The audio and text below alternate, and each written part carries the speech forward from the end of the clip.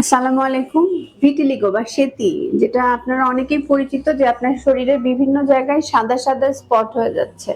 এখন সাদা স্পট কিন্তু আমাদের অনেকগুলা চর্মরোগেই হতে পারে। এটা সেতি কিনা সেটা আমরা খুব সহজেই মানে ডায়াগনোসিস করতে পারি উসলাম পরীক্ষার মাধ্যমে।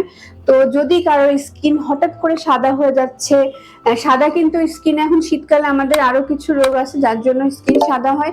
তো হঠাৎ করে আপনার স্কিন যদি কোথাও সাদা হয়ে যায়, আপনারা অহেতুক ভয় পাবেন না। এটা আমি পার্সোনালি উসলাম দিয়ে পরীক্ষা করে রোগটাকে সঠিকভাবে ডায়াগনোসিস করে তারপরে ট্রিটমেন্ট দিয়ে থাকি।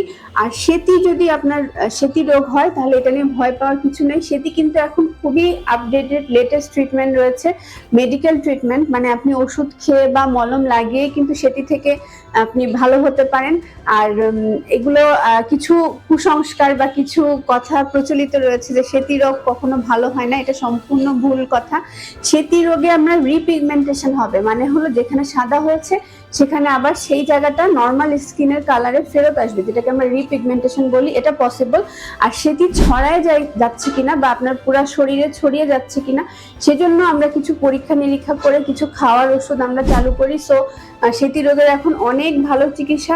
যদি আপনার শরীরে কোথাও সাদা আপনারা দেখেন তাহলে চিন্তা না করে যত শীঘ্র সম্ভব আপনারা ডার্মাটোলজিস্টের পরামর্শ নেবেন এবং সঠিকভাবে রোগ নির্ণয় করে তারপরে চিকিৎসা নেবেন।